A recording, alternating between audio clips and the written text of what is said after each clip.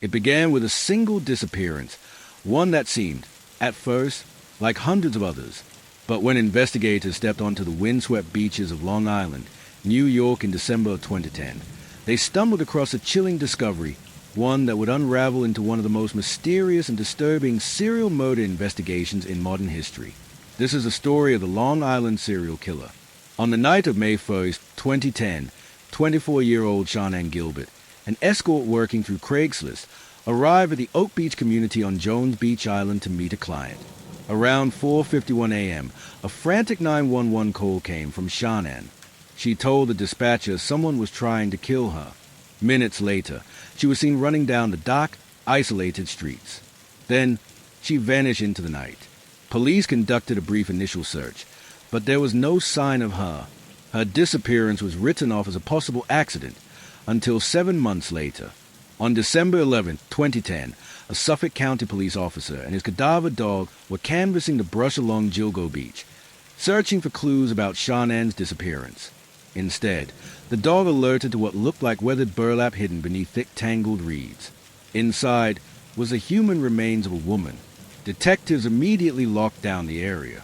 The discovery sent shockwaves through the department, especially when 3 more sets of remains were uncovered nearby in the following 2 days.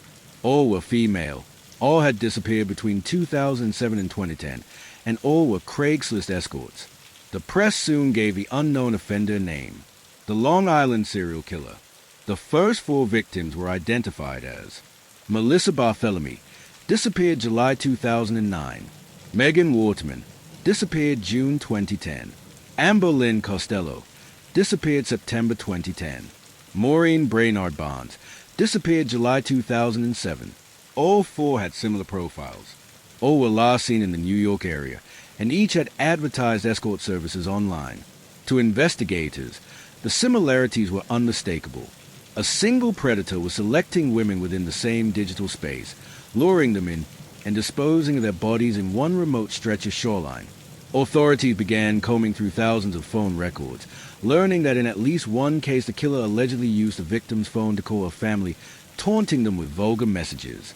Call tower triangulation suggested some of those calls had been made from Midtown Manhattan. Using aerial surveillance, drones, and ground search teams, detectives expanded the search area further east and made an even more disturbing discovery. Over the following months, 6 more sets of remains were located along the same barrier island, including the partial skeleton of an unidentified toddler. In total, 10 sets of human remains were discovered by April 2011. But in 2010 alone, police had already realized they were dealing with a serial killer who had been active for years. Clues were scarce. There was no DNA, very little physical evidence, and the killer had selected an area bordered by marshland, inaccessible roads, and tidal waters, minimizing the chances of accidental discovery. Despite interviewing hundreds of potential suspects, including local residents, sex clients, and even law enforcement officials living nearby, investigators made no arrests. The public grew increasingly fearful. The media fueled rumors of a professional killer or someone with intimate knowledge of police procedures. But as 2010 drew to a close, the case remained a terrifying mystery. 10 victims, scattered along a remote stretch of beach, each with a life and a story that ended in silence. And somewhere, the person responsible faded back into everyday life, unseen, unknown, and unpunished. To this day, local residents still wonder how many times they might have crossed paths with the killer. Some believe he could be anyone: a neighbor, a co-worker, or the quiet stranger who watches from across the street. And in 2010, the Long Island serial killer remained exactly what he was from the very beginning: an invisible hunter, hiding in plain sight.